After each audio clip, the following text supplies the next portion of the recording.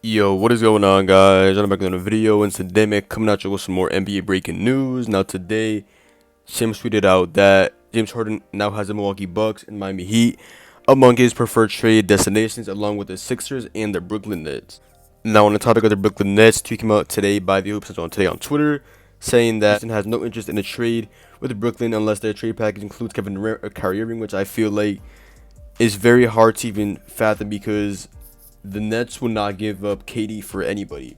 I can see them trading Kyrie Irving, but the only reason KD went to Brooklyn is for Kyrie Irving, so I don't know why they would trade Kyrie Irving, but it would make the most sense to trade Kyrie over KD for sure.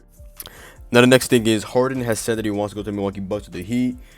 If he goes to the Bucks, he'll be with Antetokounmpo, and that would be an insane duo. And we know the history between Giannis and Harden, and it'll be very, very intriguing to see how they play together on the court. But again, the Bucks would have to give up a lot of assets, picks, players in order to land a guy like James Harden, which would be centered around, in my opinion, a guy like Chris Middleton, who is Giannis' best friend. And I don't know if the Bucks are going to be reluctant to trade Middleton or not, but if they are, then that's definitely a good starting point. There's definitely a lot more needed to be traded for a guy like James Harden. And the next team is the Miami Heat, who obviously have been rumored a lot this offseason for going after Giannis, maybe potentially next season, giving them a max contract. And it's just been rumored every single day pretty much. It's just been rumored all offseason. And the thing with the Miami Heat is they have a lot of money going into next offseason, and they have a good amount of money right now, so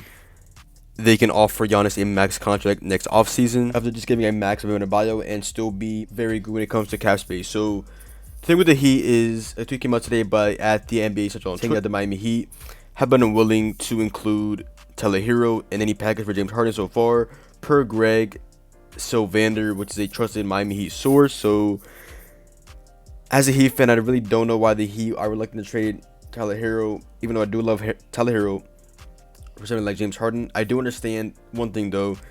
If Harden will not commit long term to Miami, I definitely understand being reluctant to trade Herro, because we saw how good Herro was last year with the Miami Heat, especially down the stretch in the playoffs against the Celtics Game 6. He was just an absolute bucket getter, and I get why the Miami Heat are very high on him.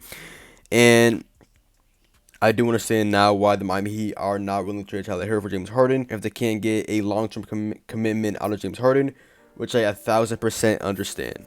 The one thing is the Miami Heat are now in a win-now situation. James Harden is a superstar right now. Herro is not a star now, he's not a superstar now, but he obviously has the potential to be that player. But as of right now, he's just something not that. Maybe the Heat are banking on Herro being what Bam Adebayo was last year.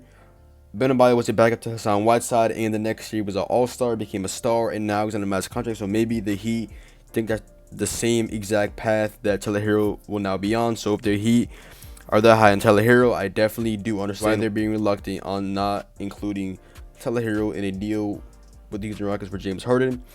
But other than that, that is video. Make sure to go down below, drop a like, comment down below, sub up, follow me on Twitter, Sweetie Boy John, and I'm out, man. Peace.